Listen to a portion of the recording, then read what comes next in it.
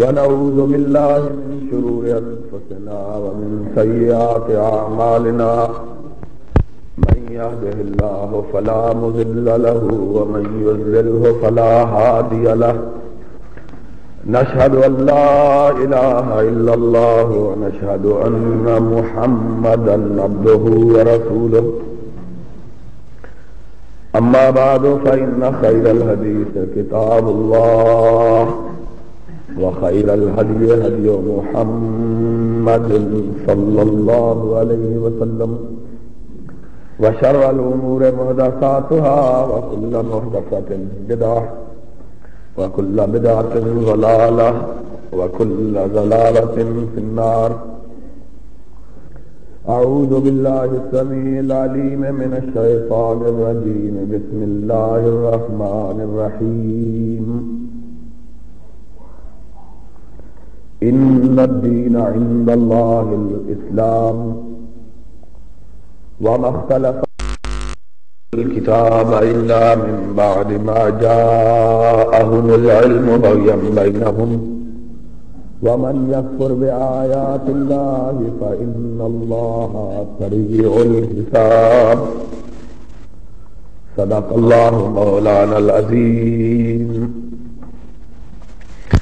تمام قسم کی تعریفات وحدہ لا شریک خالق کائنات مالک ارض و سما کے لیے ہے، اور لاکھوں کروڑوں درود و سلام ہو اس ہستی اقدس و مقدس پر جن کا نام نامی اسم گرامی محمد اکرم صلی اللہ علیہ وعلی آلہ واصحابہ وبارک وسلم ہے.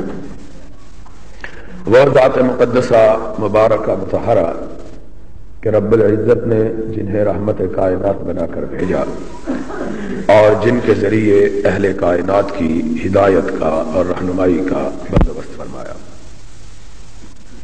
محمد الرسول اللہ صلی اللہ علیہ وعلی آلہ واصحابہ وبارک وسلم کی ذات والا صفات اس کائنات میں امام ہدایت اور رہنمائی انسانیت بنا کر بھیجی گئی، اور آپ نے اس دنیا میں تشریف فرما ہو کر لوگوں کو اسلام کی دعوت سے آشنا کیا اور انہیں اس بات کی خبر دی کہ دنیا کی فلاح اور بہبود اور عالم انسانیت کی ترقی اور کامیابی کا مدار اور محور اگر ہے تو وہ صرف اور صرف اسلام سے وابستگی پر ہے. اگر دنیا والے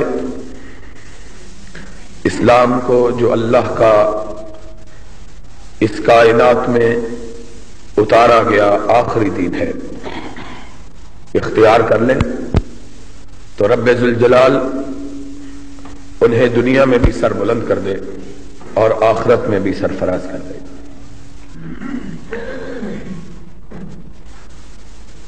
محمد الرسول اللہ صلی اللہ علیہ وسلم پر رب تعالی نے اسلام کی صورت میں دین آخر نازل کیا، اور جب اس کی تعلیمات 23 برس کے زمانے میں آہستہ آہستہ آسمان سے سرور گرامی کو عطا ہو گئی اور آپ نے انہیں دنیا والوں تک پہنچا دیا، تو جبریل امین اس آیت کریمہ کو لے کر نازل ہوئے. الیوم اکملت لکم دینکم واتممت علیکم نعمتی ورضیت لکم الاسلام دینا. آج تمہارا دین مکمل ہو گیا ہے، اللہ کی نعمتیں تم پر اپنی انتہا کو پہنچ گئی ہیں،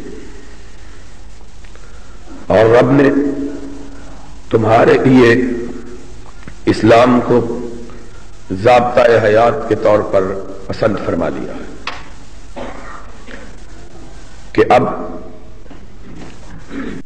آخر زمانہ تک، قیامت تک اگر دنیا میں کسی دین کا سکہ چلے گا تو صرف اسلام کا چلے گا، اور اسلام وہ دین ہوگا کہ جس کا کوئی ایک شوشہ، کوئی ایک گوشہ، کوئی ایک کلمہ، کوئی ایک حرف بھی کسی مخلوق کا بنایا ہوا اور عطا کیا ہوا نہیں ہوگا، بلکہ یہ ایک ایسا دین ہوگا جو کامل اور مکمل طور پر رب کی طرف سے اتارا گیا ہے۔ اسی لیے رب ذوالجلال نے اسے حضرت محمد الرسول اللہ صلی اللہ علیہ وسلم کی زندگی میں پایہ تکمیل تک پہنچا دیا کہ اب اس دین کے مکمل ہو جانے کے بعد کسی طرف سے اس میں ترمیم کی، اس میں تبدیلی کی، اس میں تغییر کی، اس میں رد و بدل کی کوئی گنجائش باقی نہ رہے۔ یہ آخری دین جو رب کے آخری نبی کے ذریعے آخری امت کو عطا کیا گیا، اسی نے دنیا میں جاری اور ساری رہنا، اور اسی کے اپنانے والوں نے دنیا میں کامیابی اور کامرانی کو اختیار کرنا ہے۔ اور ساتھ ہی کہہ دیا ان الدین عند اللہ الاسلام، اللہ کا اگر کوئی نظام ہے تو صرف اسلام ہے، اللہ کا نظام اسلام کے سوا کوئی دوسرا نہیں ہے۔ اور کہا من یبتغی غیر الاسلام دینا فلن یقبل منہ وہو فی الآخرۃ من الخاسرین، اگر کوئی اسلام کو چھوڑ کر کسی دوسرے نظام حیات کو اختیار کرے گا وہ اللہ کی طرف سے ہدایت یافتہ نہیں ہوگا، وہ دنیا میں بھی خسارے میں ہے، آخرت میں بھی خسارے میں۔ کیف یہدی اللہ قوما کفروا بعد ایمانہم وشہدوا ان الرسول حق وجاءہم البینات واللہ لا یہدی القوم الظالمین۔ خاص طور پر اس سے بڑا گمراہ کون ہے جو زبان سے اقرار کرتا ہے کہ میں مسلمان ہوں، اسلام کے ماننے کا اعلان کرتا ہے، لیکن جب ماننے کا وقت آتا ہے تو اسلام کو چھوڑ کر کسی دوسرے نظام کے پیچھے لگ جاتا ہے۔ کیف یہدی اللہ قوما کفروا بعد ایمانہم، یہ لوگ بہت بڑے مجرم ہیں جنہوں نے اسلام کو ماننے کا اعلان بھی کیا اور پھر مانتے بھی نہیں ہیں۔ ایک تو وہ ہے جو مانتے ہی نہیں، اقرار ہی نہیں کرتے، اعلان ہی نہیں کرتے، اظہار ہی نہیں کرتے، اور ایک وہ ہے کہ نام تو اسلام کا لیتے ہیں اور کام کفر کے کرتے ہیں۔ قرآن کی آیت کیف یہدی اللہ قوما کفروا بعد ایمانہم، اللہ اس قوم کو راہ راست پہ کیسے گامزن کرے جو ایمان لانے کے باوجود کفر کا ارتکاب کرتے ہیں۔ وشاہدوا ان الرسول حق وجاءہم البینات، اس بات کی گواہی بھی دیتے ہیں کہ رسول سچے ہیں اور ان کے پاس قرآن کی صورت میں روشن دلائل بھی موجود ہیں، لیکن جب عمل کرنے کا وقت آتا ہے نہ قرآن کو مانتے ہیں نہ رسول کے فرمان کو مانتے ہیں۔ واللہ لا یہدی القوم الظالمین، ایسے لوگوں کے نصیبے میں ہدایت نہیں لکھی ہے۔ ان کا انجام کیا ہے؟ اولئک جزاؤہم ان علیہم لعنت اللہ، ان کا انجام یہ ہے کہ دنیا میں ان پر خدا کی پھٹکار ہے، والملائکہ، خدا کے فرشتوں کی پھٹکار ہے، والناس اجمعین، چاہے کتنی تعلیوں کا اور کتنے تکبر کا اظہار کرتے رہے. یہ وہ لوگ ہیں کہ دنیا جب بھی انہیں یاد کرتی ہے تو برے الفاظ سے یاد کرتی ہے. خالدین فیہا لا یخفف عنہم العذاب. یہ وہ لوگ ہیں کہ مریں گے تو اللہ کی پھٹکار کے ساتھ مریں گے اور قیامت کو جی اٹھیں گے تو خدا کی لعنت ان کا احاطہ کیے ہوئے ہوگی. الا الذین تابوا من بعد ذلک واصلحوا فإن اللہ غفور رحیم. ہاں اگر کسی کو توفیق مل گئی کہ وہ مرنے سے پہلے اپنے گناہوں کی معافی مانگ لے اس کی بات دوسری ہے. ہم نے پچھلے جمعے سے پیش کر کے 4 خطبات جمعہ میں صرف اسی بات کا تذکرہ کیا تھا کہ لوگوں تمہاری فلاح، تمہاری بہبود، تمہاری ترقی، تمہارا عروج، تمہاری کامیابی، تمہاری کامرانی صرف اس چیز میں ہے کہ تم رب کے دین سے وابستہ و پیوستہ ہو جاؤ.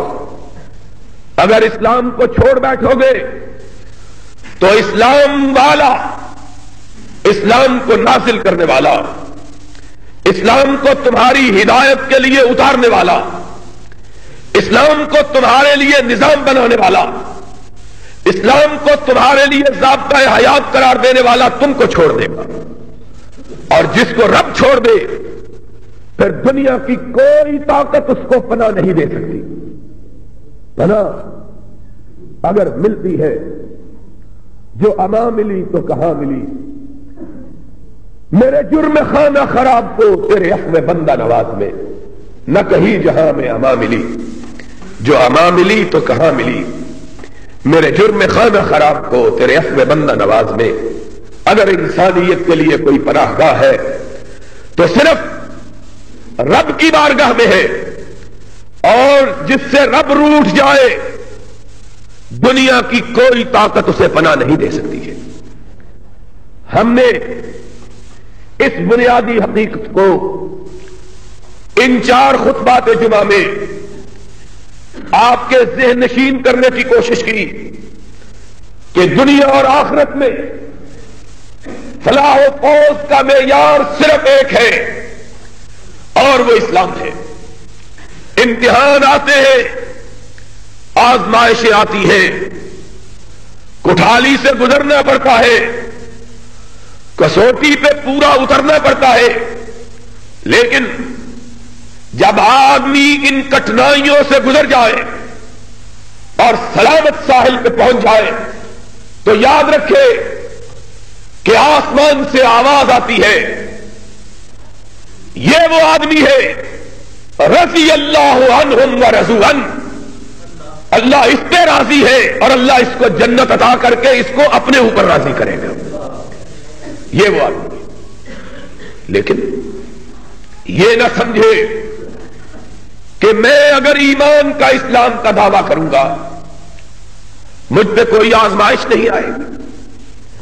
قرآن میں بآواز بلند کہا گیا الف لام میم احسب الناس ان یترکوا ان یقولوا آمنا وهم لا یفتنون وَلَقَدْ فَتَنَّا الَّذِينَ مِن قَبْلِهِمْ فَلَيَعْلَمَنَّ اللَّهُ الَّذِينَ صَدَقُوا وَلَيَعْلَمَنَّ الْكَاذِبِينَ. لوگوں یہ شہادت گاہ الفت میں قدم رکھنا ہے. لوگ آسان سمجھتے ہیں مسلمان ہونا. تم نے یہ سمجھ لیا کہ اسلام کا دعویٰ کر کے ایمان کا اعلان کر کے تم پہ کوئی آزمائش نہ آئے گی. احسب الناس ان یترکوا ان یقولوا آمنا وهم لا یفتنون. تم نے یہ جانا کہ ایمان کا اعلان کافی، اسلام کا دعویٰ کافی. وَلَقَدْ فَتَنَّا الَّذِينَ مِن قَبْلِهِمْ. ہم نے تم میں سے پہلوں کو بھی آزمایا، ان کو دہکتی ہوئی چتاؤں میں پھینکوایا گیا، ان کو آگ کے گڑھوں میں اتارا گیا، ان کو آروں کے ساتھ چیرا گیا، ان کے جسموں میں میخیں گاڑی گئی، ان کے سروں پر کلہاڑے چلائے گئے، انہیں ہر طرف سے مخالفتوں مخاصمتوں سے پالا پڑا، لیکن پھر انہوں نے کہا کائنات بدل جائے ایمان نہیں بدلے گا۔ فَلَيَعْلَمَنَّ اللَّهُ الَّذِينَ صَدَقُوا وَلَيَعْلَمَنَّ الْكَاذِبِينَ۔ انہوں نے آگ سے گزر کر اپنے آپ کو کندن ثابت کیا، ایمان کا ثبوت فراہم کیا، تب اللہ کی رضا ان پہ نازل ہوئی۔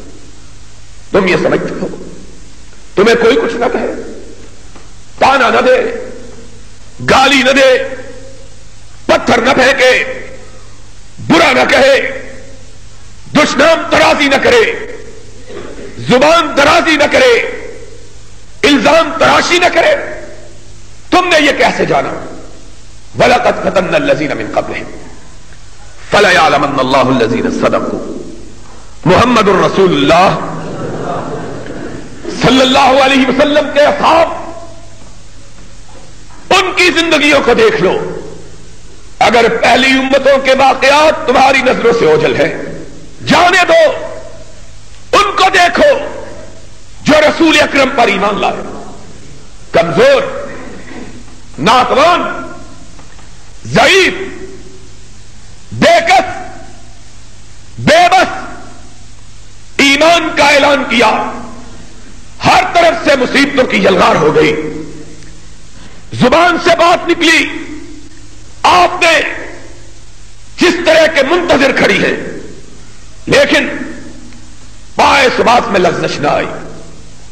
ان میں بلال بھی تھا، سہیب بھی تھا، سلمان بھی تھا، عمار بھی تھے، یاسر بھی تھے، ذوالنیرہ بھی تھی، سمیہ بھی تھی، خبیب بھی تھے، لیکن سب کا ایک ہی اعلان تھا کہ جسم سے جان الگ ہو سکتی ہے، دل سے ایمان الگ نہیں ہو سکتا۔ محمد الرسول اللہ صلی اللہ علیہ وسلم کے ساتھیوں پر اسلام کے لیے کیا کیا مصیبتیں نہیں۔ لوگوں سوچو، ایک زمانہ تھا اسلام کا نام لینا مشکل و دوبر تھا، اسلام کا نام لینا بڑی بات، جو اسلام لے کے آیا ہے اس سے ملنا مشکل تھا، اس سے گفتگو کرنا دشوار تھا۔ محمد الرسول اللہ صلی اللہ علیہ وسلم کعبۃ اللہ کی چوکھٹ سے لگے کھڑے قرآن کی تلاوت کر رہے ہیں، ایک دوسرے شہر کا دور کی بستی کا آدمی آتا ہے، نبی سے قرآن سنتا ہے، پیچھے کھڑا ہوا ہے، سامنے نہیں آیا، دل پہ قرآنی آیات نے اثر کیا، دل پگھل گیا، جی چاہا کہ رسول کی بارگاہ میں حاضر ہو، اس سے سوال کرے، ڈر گیا، کوئی دیکھ نہ رہا۔ نبی پاک صلی اللہ علیہ وسلم قرآن کی تلاوت سے فارغ ہوئے، اپنے گھر کی طرف چلے گئے۔ یہ دیوانہ وار نبی کو ڈھونڈ رہا ہے، کوئی موقع ملے میں آقا سے بات کروں، قرآن سنوں، اسلام کے متعلق پوچھوں۔ پلٹتا ہے، دیکھتا ہے کہ نبی پاک صلی اللہ علیہ وسلم کعبہ سے رخصت ہو چکے ہیں، جانتا بھی نہیں، اجنبی، پردیسی، غریب الدیار، دور سے آیا ہوا کہ آپ کا گھر کہاں ہے، آپ کہاں رہتے ہیں، کہاں آپ گئے ہیں، پوچھتا ہے۔ لوگ گھورتے ہیں خاموش ہو جاتا ہے. ایک چھوٹا سا بچہ آتا ہے, اسے بچہ سمجھ کے پوچھتا ہے, ایک خوبصورت انسان یہاں ایک اندیکھی کتاب کی تلاوت کر رہا تھا, خوبصورت چہرے والا, جس کی پیشانی کو دیکھ کے چاند شرماتا تھا. جانتے ہو اس کا نام کیا ہے؟ چھوٹا سا بچہ اس کی بات سنتا ہے, اپنے ہونٹوں پہ انگلی رکھ لیتا ہے, کہتا ہے نہیں, زور سے نہ بولو, کسی کو پتا نہ چل جائے کہ تم اس کے بارے میں پوچھ رہے ہو. کیفیت یہ ہے, کان قریب کیے, کہا اس کا نام کیا ہے؟ کہا اس کا نام محمد ابن عبداللہ ہے. کہا وہ کہاں رہتا ہے؟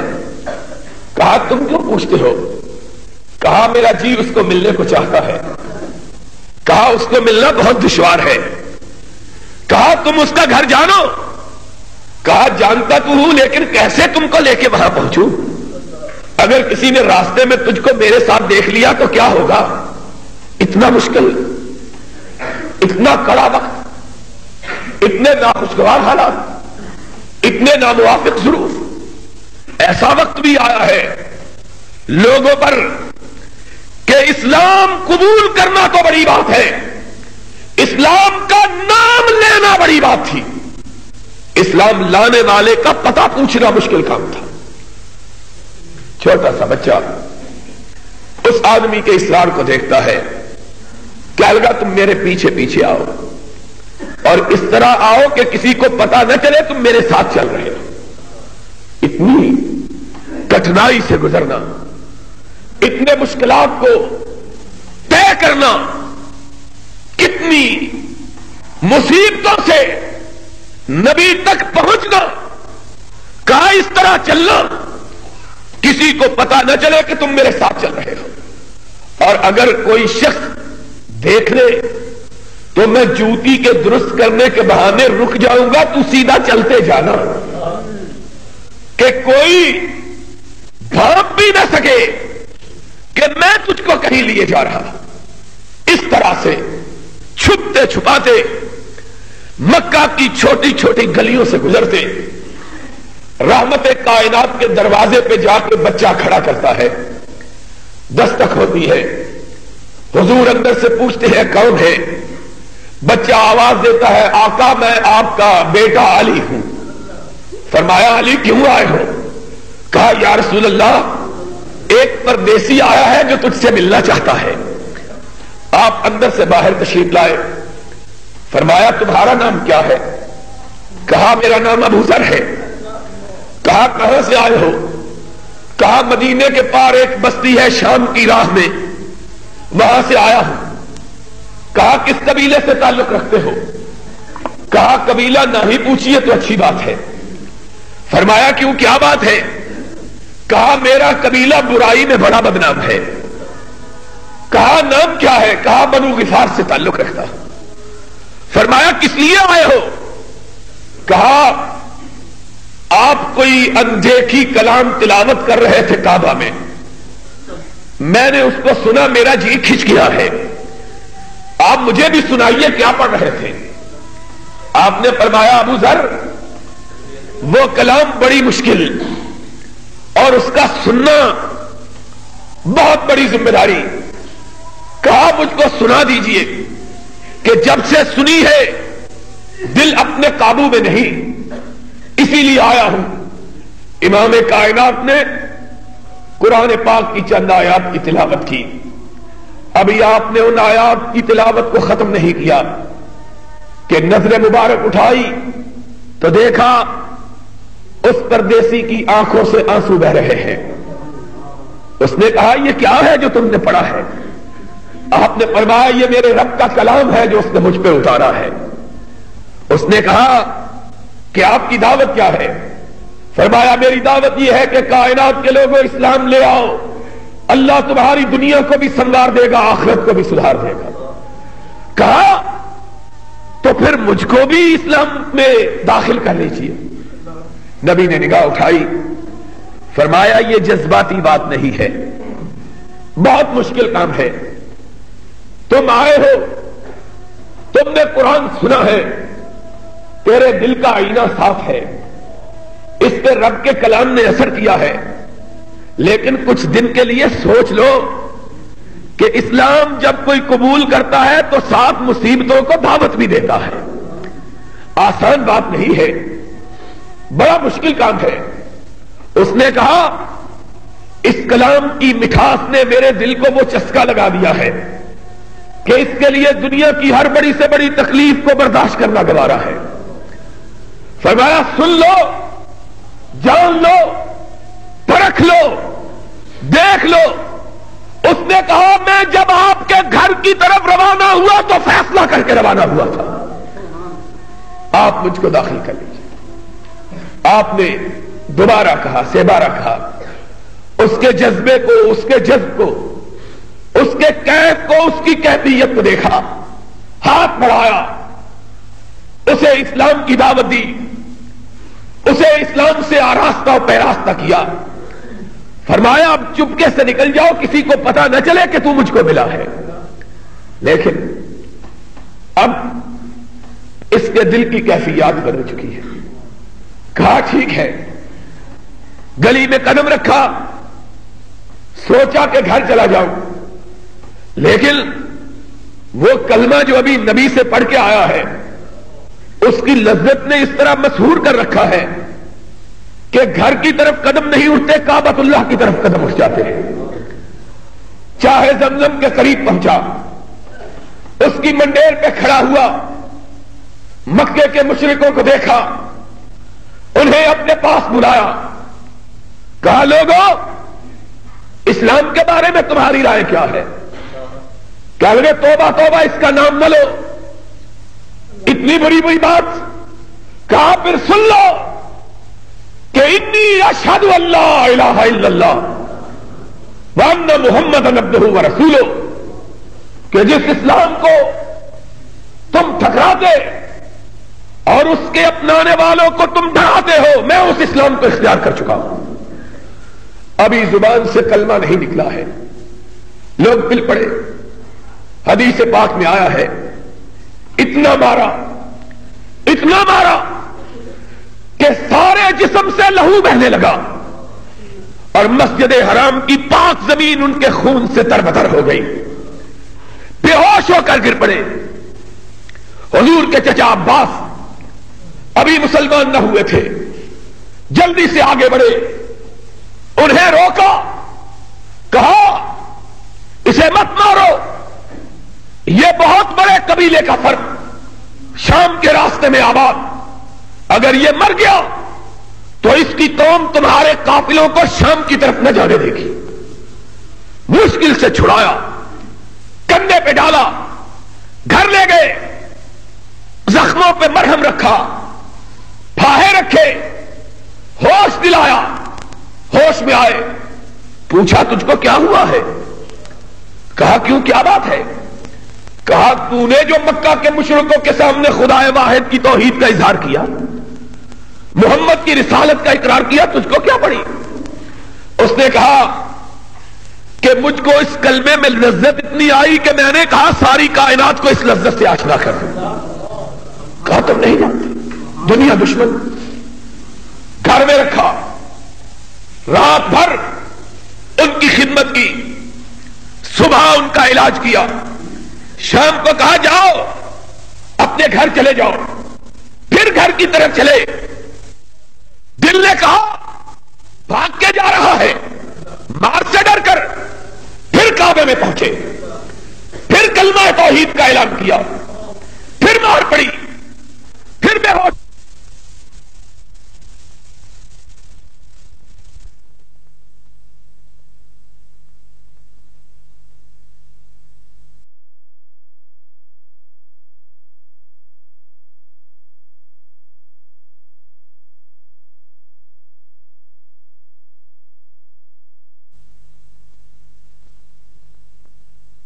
لایا ہے جس نے تجھے اسلام سے آراستہ کیا تھا۔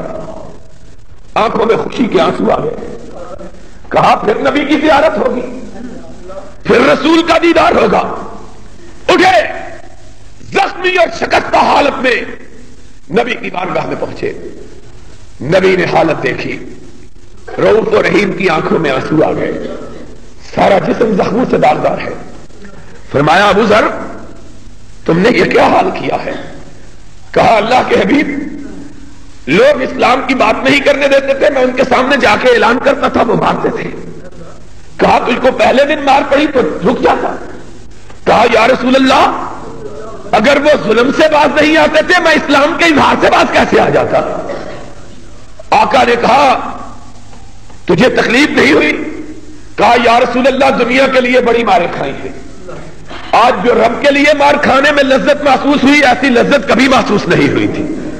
جی چاہتا ہے ہر روز جاؤں، ہر روز دین کا اعلان کروں، ہر روز مار پڑے، ہر روز زخمی ہو جاؤں، ہر روز صحت ملے پھر دین کا اظہار کروں، اسی طرح جان چلی جائے۔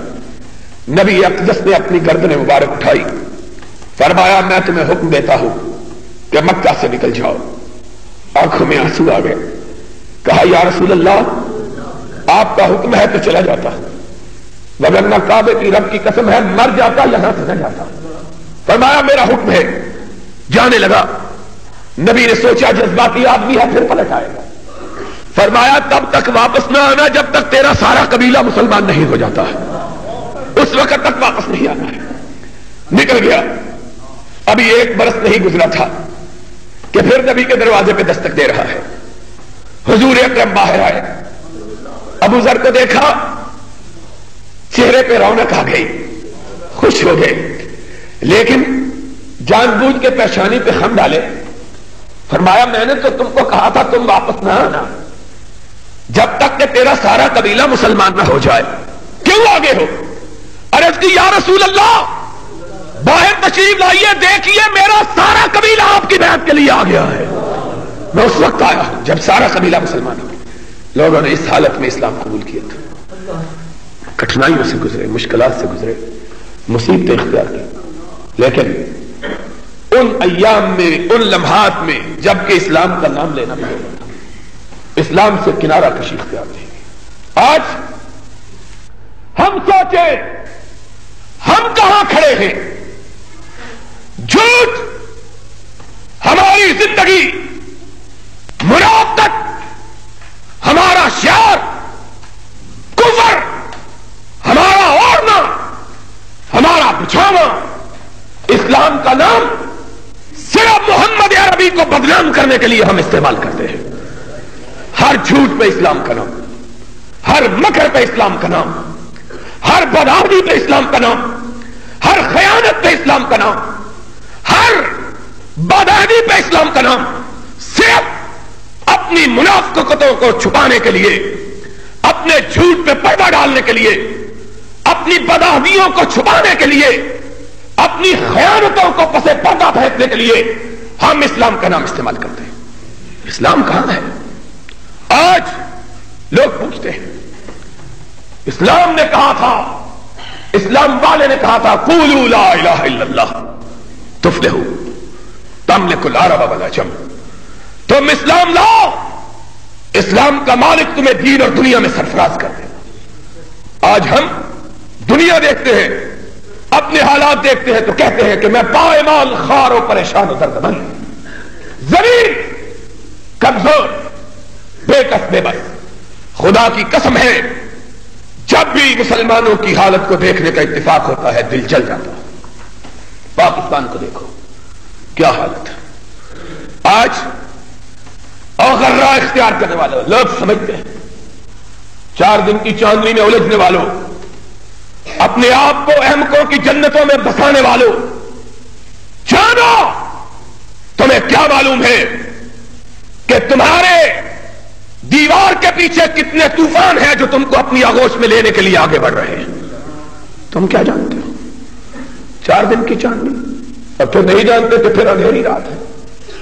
آج ہماری زندگی، مسلمان کی زندگی، مستقبل کی زندگی، منافق کی زندگی، حال کی زندگی، اور کافر کی زندگی ماضی کی زندگی ہے۔ ہماری حالت کیا ہے؟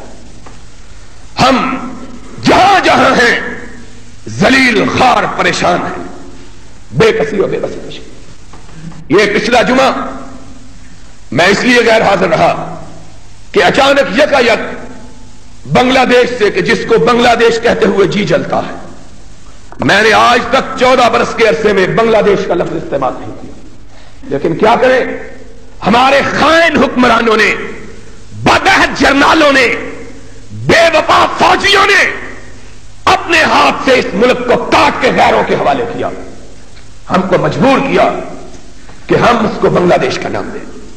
یکایک وہاں سے دعوت نامہ آیا، میری قطعاً کوئی نیت جانے کی نہ تھی کہ ابھی 1 ماہ پیشتر میں باہر کے ملک سے آیا، اپنے حالات، مشکلات، مصیبتیں، لیکن پھر ان کے ٹیلی گرام پہ ایک دن میں 3 ٹیلی گرام کہ ہم نے آپ کے نام کا اعلان کر دیا ہے، آپ ضرور آئیں۔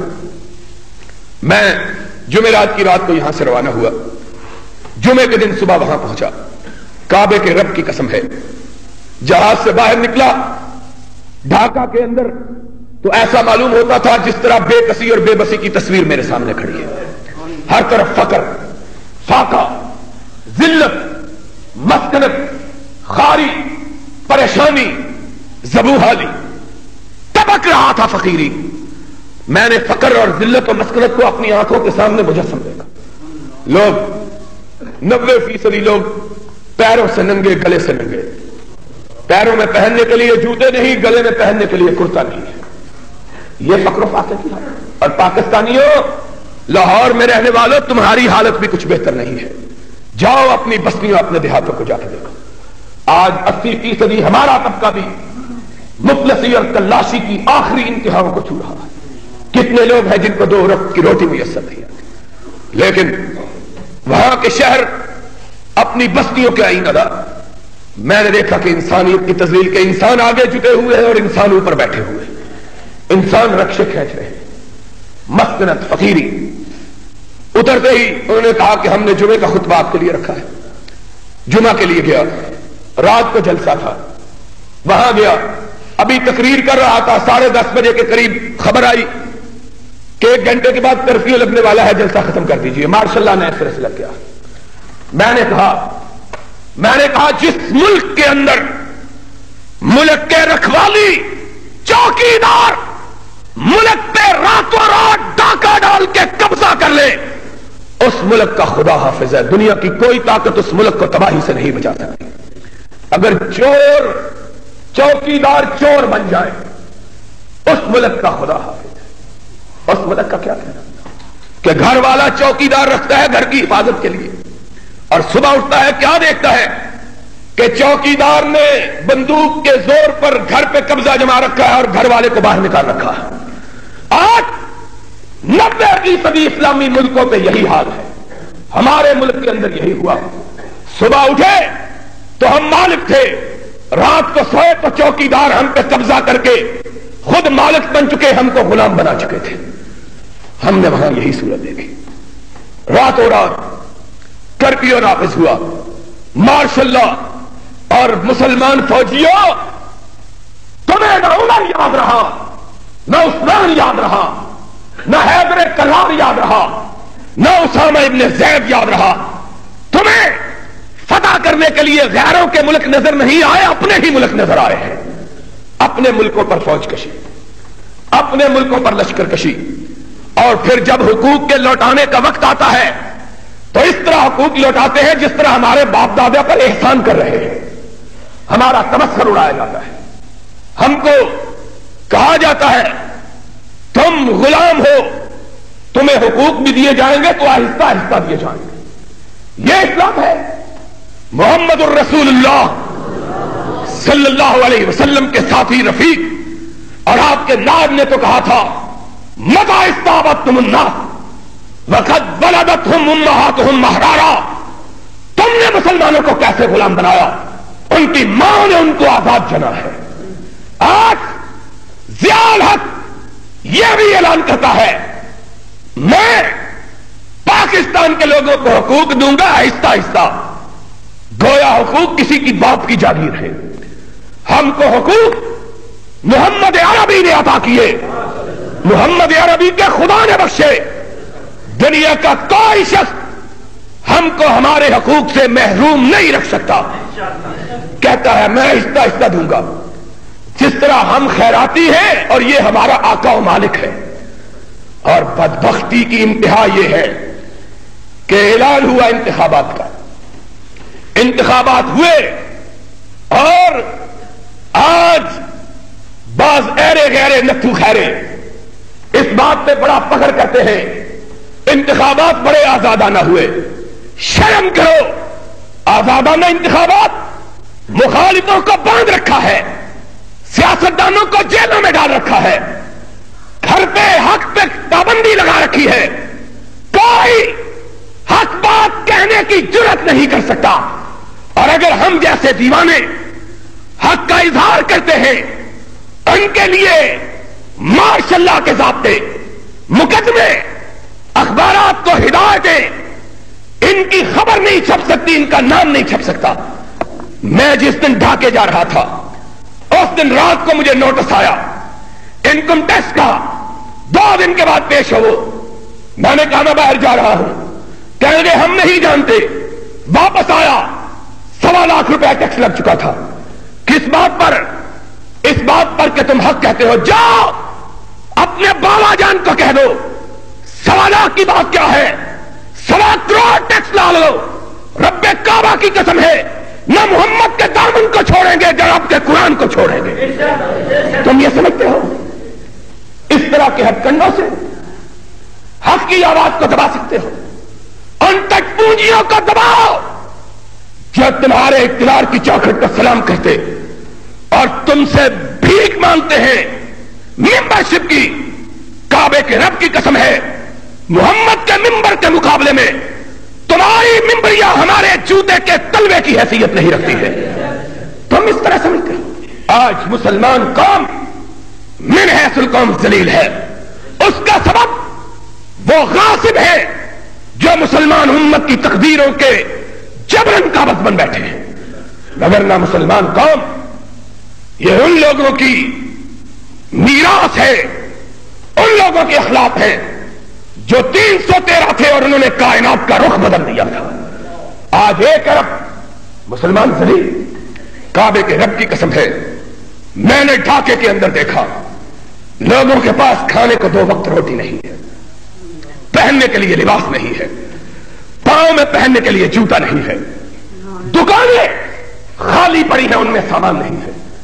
اور وجہ کیا ہے؟ وجہ یہ ہے کہ لوگوں سے ان کی قوت گویائی چھین لی گئی ہے، ان سے حق بات کا اظہار چھین لیا گیا ہے. فوجی غاصب تولا اس نے لوگوں کو ان کے حقوق سے محروم کر کے ان کو غلام بنا دیا، لیکن نہیں جانا کہ اپنی قوم کو غلام نہیں بنا رہے، پورا ملک غلامی کی گود میں جا رہا ہے. آج ہمارے ملک کی بھی یہی روزانہ خبر آتی ہے افغانستان سے حالات خراب ہیں، ہندوستان بری نظروں سے دیکھ رہا. کیسے نہ دیکھے؟ جانتا ہے کہ قوم پوری غلام ہو چکی ہے، میرے سامنے آنکھیں کھول کے دیکھنے کی ضرورت نہیں کر سکتی. اگر پتا ہو کہ محمد کی امت آزاد ہے، محمد کی امت حق بات کا اظہار کرنے کی صلاحیت رکھتی ہے، تو جان لے کہ اس محمد کی امت پر حملہ کر کے ان کے ملک پہ قبضہ نہیں جمایا جا سکتا.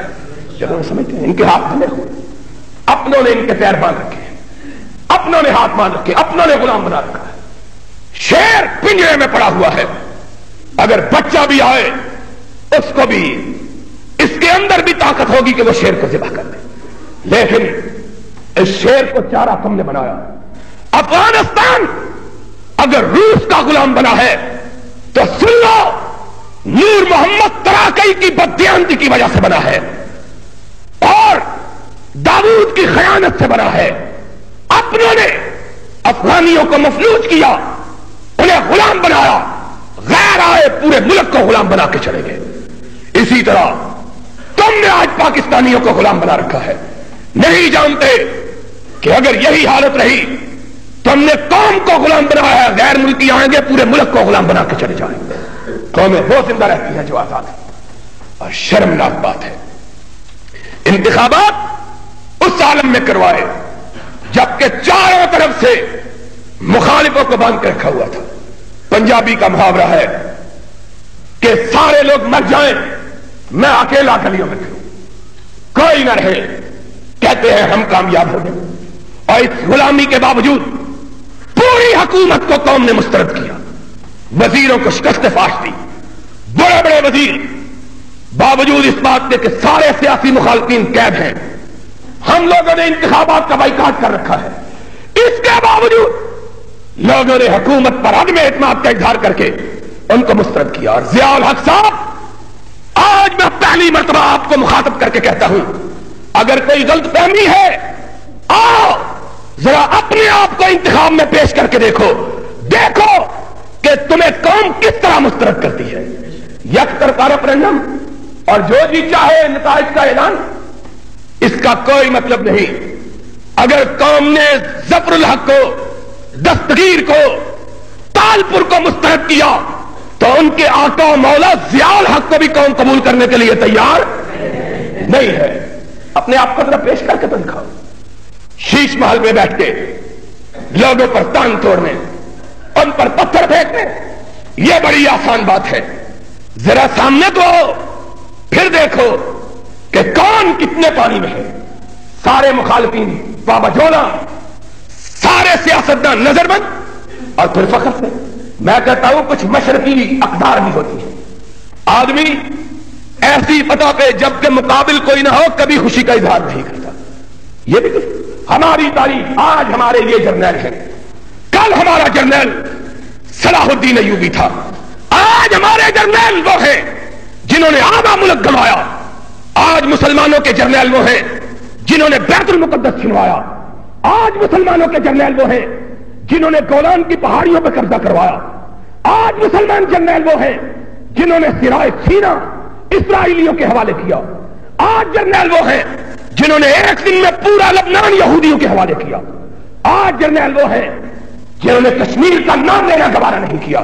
کل کے جرنیل وہ تھے کہ ساری دنیا کا عیسائی بیت المقدس پہ قابض تھا، اور پورا صلاح الدین اپنے گھوڑے کی پشت پر بیٹھا ہوا رب کی بارگاہ میں سجدہ کر کے یہ کہہ رہا تھا، اللہ اگر میں زندہ ہوں تو اس حالت میں آؤں کہ محمد کی معراج گاہ میں میرا سر رکھا ہوا ہو، اور اللہ اگر میں محمد کے قبلہ اولا کو آزاد نہیں کر سکتا، آزاد نہیں کروا سکتا، تو اللہ مجھ کو اپنے گھر واپس آنے کی توفیق نہ دینا۔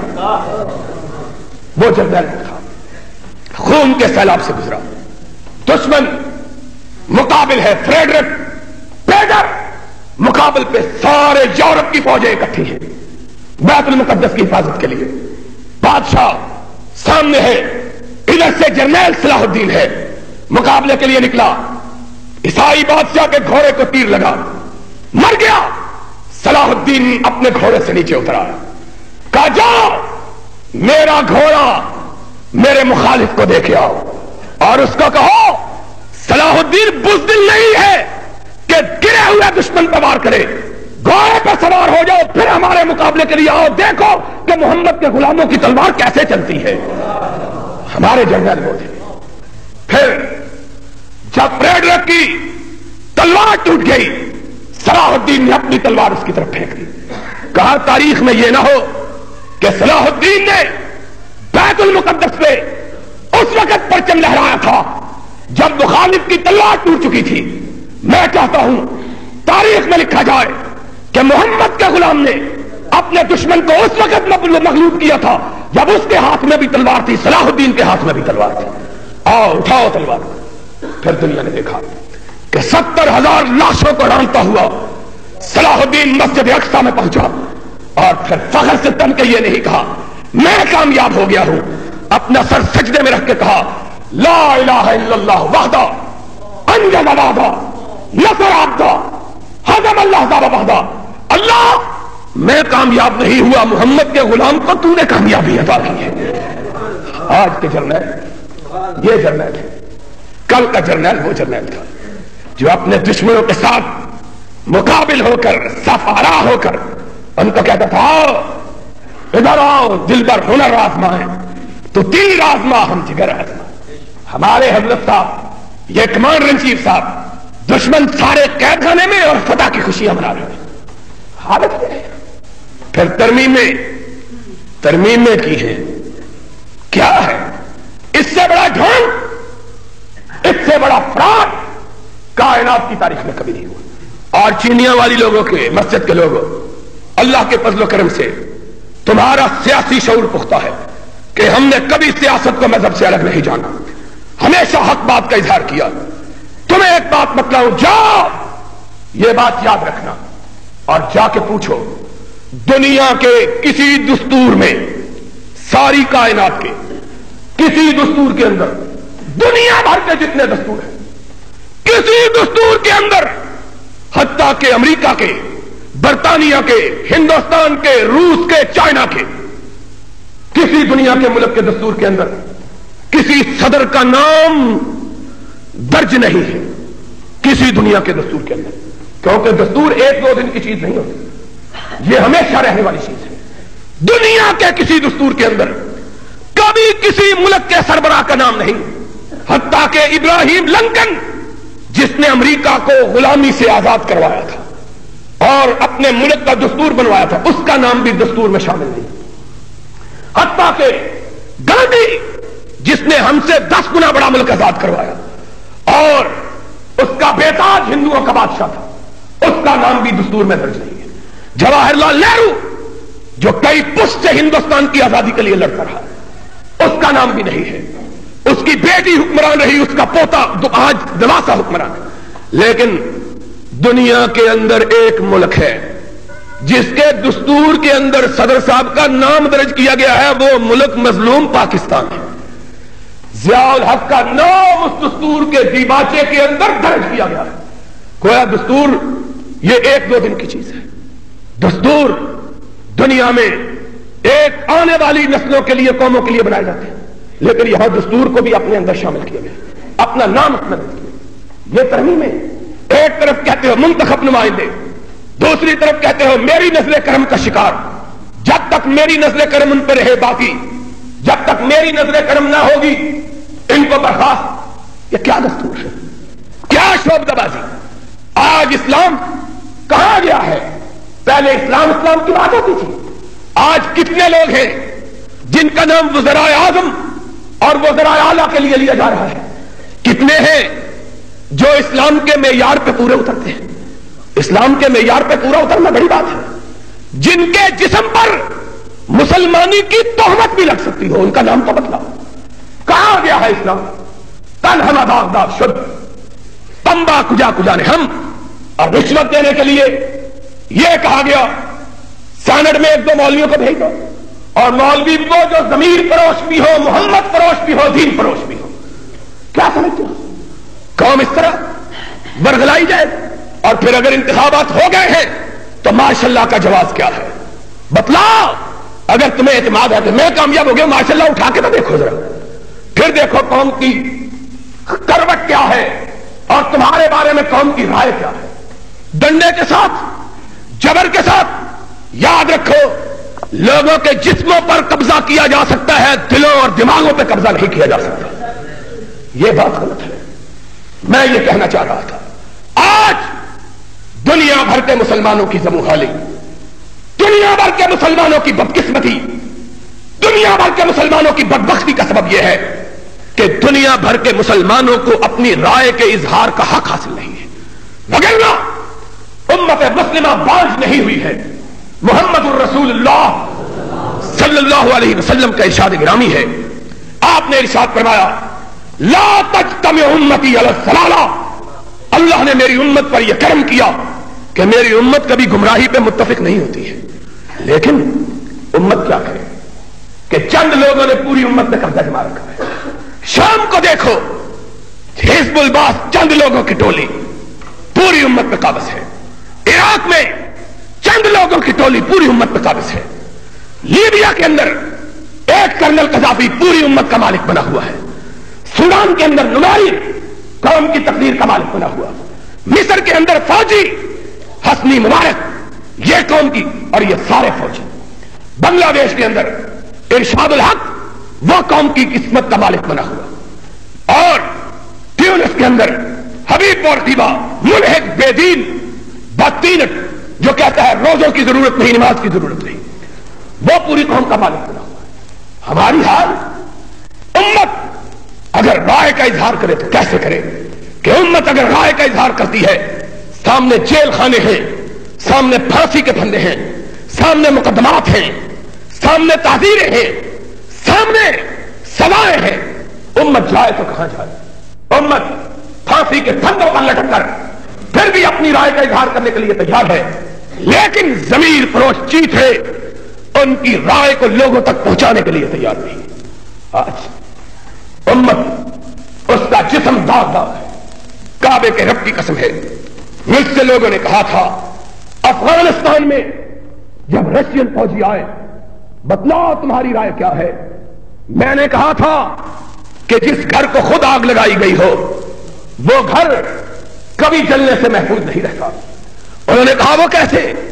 میں نے کہا رشیا نے محمد عربی کی امت کو مغلوب نہیں کیا، فتح کر کے قبضہ نہیں کیا، بلکہ مسلمانوں کا لبادہ اوڑھنے والے خائنوں، منافقوں، بدعہدوں، بے وفاؤں نے محمد کی امت پر مسلمان بن کے چھاپا مار کے ان کو محکوم بنا کے غیروں کے سامنے چارے کے طور پر ڈالا ہے۔ کیا ان کا انجام ہوگا؟ آج کارمل یہ رشیا کا آدمی نہیں، کابل کا آدمی ہے۔ اس سے پہلے حفیظ اللہ امین یہ روس کا رہنے والا نہیں، افغانستان کا رہنے والا تھا۔ اس سے پہلے نور محمد تراکی یہ ماسکو لینن گراڈ کا رہنے والا نہیں، کابل و کندہار کا رہنے والا تھا۔ اس سے پہلے داؤد جس نے اپنی امت کو مفلوج کیا تھا وہ غیر ملکی نہیں بلکہ افغانستان کا باشندہ تھا۔ قوموں پر جب افتاد پڑتی ہے، اور مسلمانوں کی ساری تاریخ گواہ ہے، مسلمانوں پہ جب بھی آفت آئی ہے اپنوں کے ہاتھوں آئی ہے، اور منت بے گانگاں ہرگز نہ عالم کہ بامن ہر چکر دو آشنا کر، ہمارے ساتھ جو ظلم و ستم کیا ہے وہ غیروں نے نہیں کیا، اپنوں نے کیا ہے۔ آج کعبے کے رب کی قسم ہے، میں ڈھاکہ کے اندر اتنا میرا دل زخمی ہوا، اتنا میرا جی جلا، اتنا میں پریشان ہوا کہ میرے حواس با میں نے زندگی میں اتنا اسلام بھی کہیں نہیں دیکھا جتنا بنگلہ دیش میں دیکھا ہے۔ اتنے لوگوں کے اندر اسلام کا جذبہ، جتنی داڑیاں ڈھاکہ کے اندر مجھے نظر آئی اتنی کراچی، لاہور، ملتان میں کبھی نظر نہیں آئی۔ اور ہم مسلمانوں نے داڑھی رکھی، 1 لاکھ سے زیادہ کا اجتماع تھا، اور یہ تو شہر کی بات ہے۔ اتوار کے دن جلسہ ڈھاکہ شہر سے 20 میل دور ایک ایسی بستی میں رکھا گیا تھا جس بستی تک کوئی خشکی کا راستہ نہیں تھا، سارے راستے خراب، ٹوٹے ہوئے، گاڑی نہیں جا سکتی، یا آدمی بائسیکل پہ جائے یا پھر دریا کے راستے۔ اس بستی کے اندر جس کا نام بڑا بیراڑ تھا، اس بستی میں جلسہ تھا۔ میں نے زندگی میں امریکہ سے لے کر افریقہ تک کے جلسوں کو خطاب کیا، میں نے یہ منظر کبھی نہیں دیکھا کہ جب ہم وہاں پہنچے، 20 میل کا فاصلہ لانچ پہ بیٹھ کے، کشتی پہ بیٹھ کے طے کیا، وقت ہم نے 4 بجے پہنچنے کا دیا ہوا تھا، لیکن راستے میں دیر کی وجہ سے ہم 5:30 بجے پہنچے، 1.5 گھنٹہ کے لیٹ تھے۔ خدا کی قسم ہے ندی کے کنارے پر 40,000 کے قریب آدمی استقبال کے لیے جمع تھے۔ اس قدر اسلام کی محبت، اس قدر دین کے سننے کا جذبہ میں نے زندگی میں کبھی نہیں دیکھا۔ 40,000 آدمی 1.5 گھنٹے سے 2 گھنٹے سے کھڑے منتظر تھے کہ آئے بستیوں کے لوگ، اور اتنا بڑا اجتماع کہ ڈھاکے کا اجتماع بھی اس کے سامنے مانگ پڑ گیا۔ تیسرے دن سوموار کی رات کو ایک بستی چھوٹی سی جس کا نام شریف باغ تھا، وہاں جلسہ، وہاں بھی میں نے دیکھا 60-70 ہزار آدمی ندی کے کنارے پر کھڑا ہے۔